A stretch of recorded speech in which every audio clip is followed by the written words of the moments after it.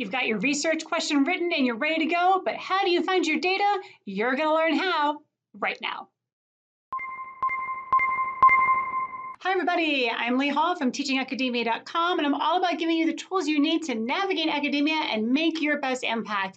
Today we are talking about literature reviews and how you find the data that you need in order to answer your research question. So by now you've identified a topic, you've got a really solid draft on a research question, but you need to find the studies, right?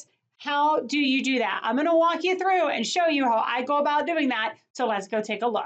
All right, everybody. So the first thing that you're going to want to do is find your database, okay? Whatever database it is that you're going to use to do your research, it's all going to work the same, really. The only difference is, of course, what studies it pulls, right? So since I'm in education, I have pulled up ERIC, but the things that we're going to be doing are going to be similar across databases, so it doesn't really matter in that sense.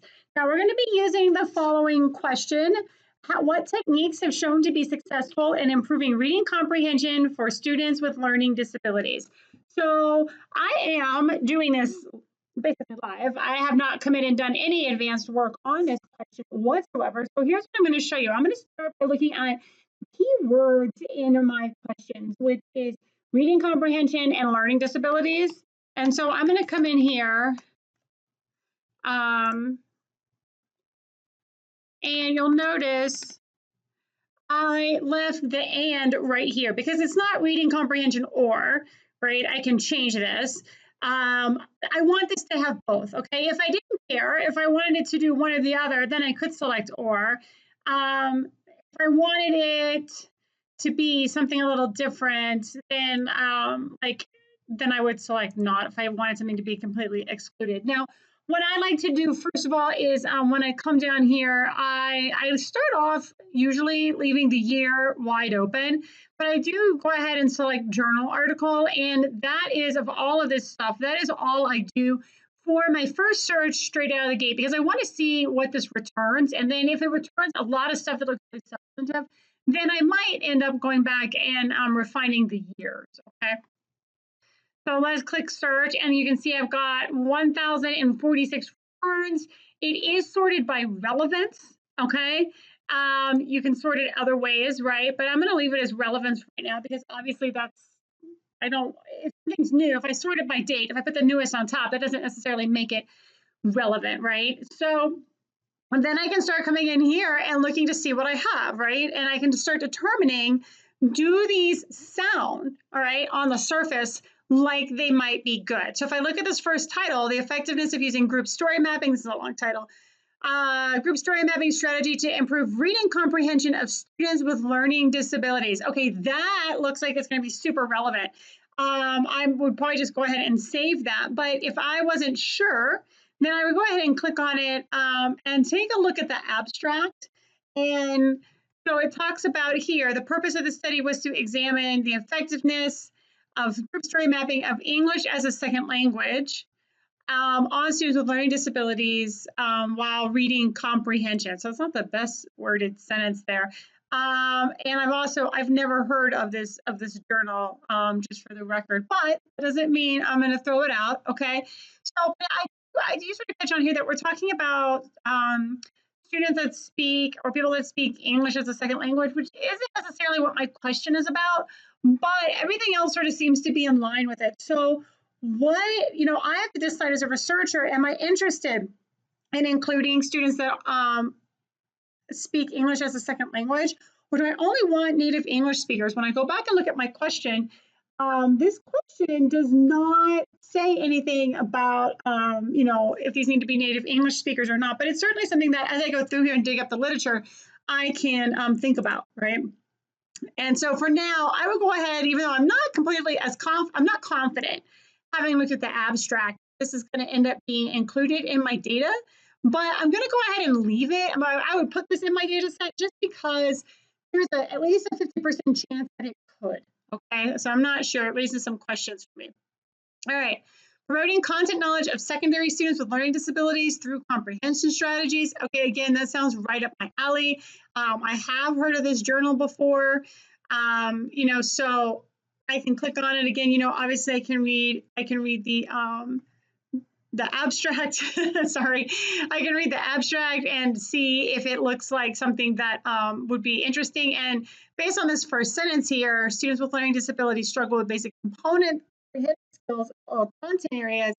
By pairing comprehension strategies with content instruction, teachers can strengthen students' reading skills and content knowledge. Just sounding like it's going to be really good and doable. So you can see that I'm not spending a lot of time on each of these. Okay, I'm just kind of going through and looking for, does this look like it might be reasonably helpful? If it's reasonably helpful, then I'm going to leave it in place. Okay, so the other thing that I want to show you that I do when I'm doing this is, let me just make this a little bit bigger here, is I like to keep a table. So this first one was reading comprehension and learning disabilities.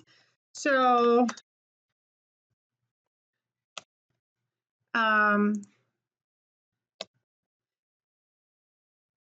you can do this however you want, but the point is, it shows you, and then I'm just going to say all for the year because I didn't refine it based on year at all, right?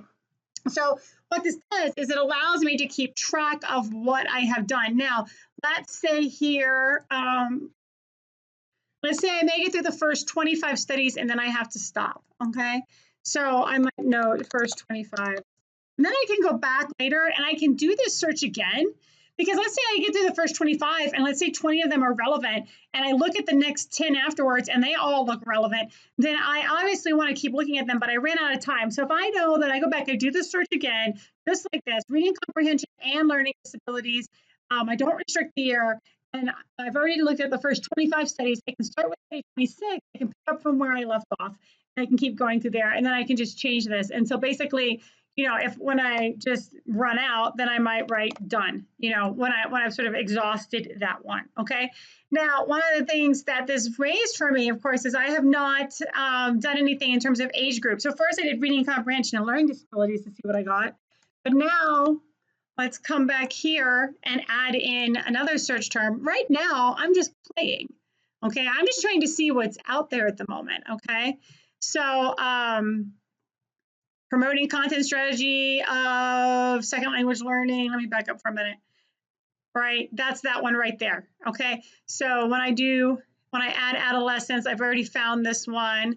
And it returned 101, okay, studies when I specifically said adolescents. So it might be, what this is indicating to me, that it might be that I'm going to need to just like refine it to adolescents, or right, like you might say elementary school, K-5, and I might need to refine it further, right, to either just say middle school or high school, depending on how much information I get back once I have pulled all of these articles. So now, right, I'm just going to come right in here and I'm just going to make a new column.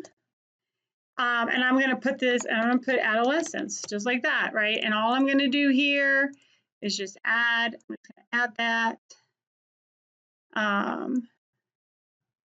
I did this. This is not how I like to do it. There we go. Do it just like that. So now I can see, right? Again, I did not restrict this by year. Okay. And so now I can see I've done a search like this.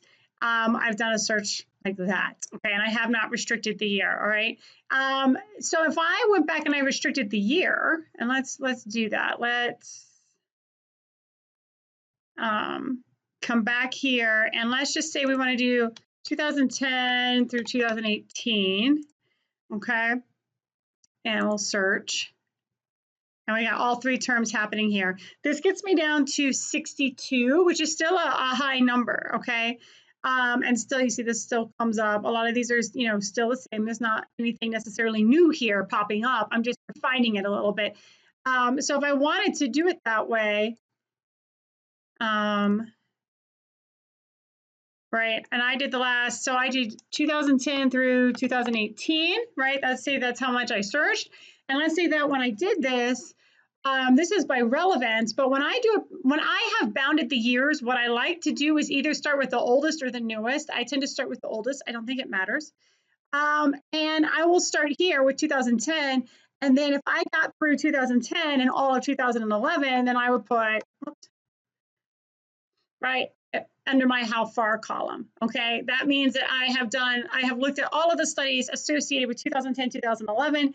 And so again, if I have to quit, because you can't always do a lot of this stuff in one sitting, you burn out, you have other things you got to do, you got to space this out.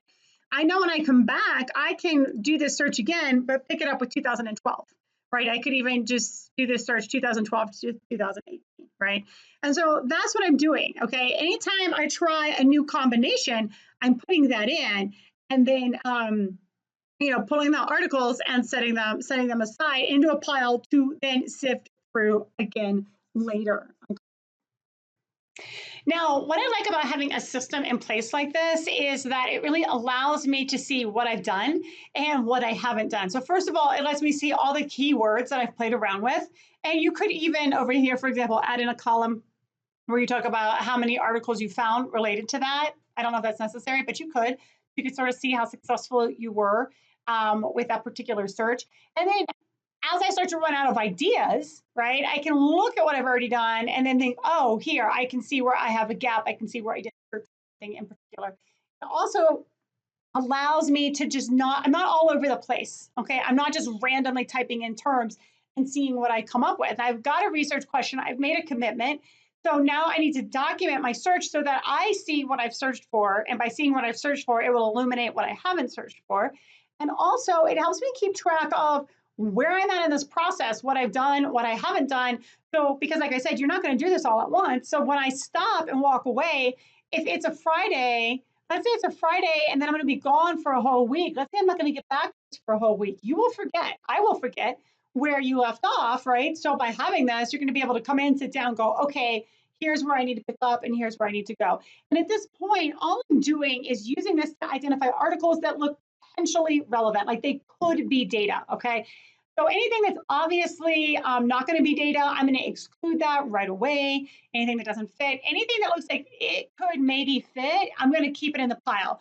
If you think about that first example where we had English language learners, I wasn't really sure if that fit or not, but some components of it fit and some components of it I wasn't sure. So we keep that for now because I can sort through that when I have a bigger data set and make some decisions about that later on. All right, so that's how you get started with finding your data and getting it organized. And I'm going to see you over in the next video.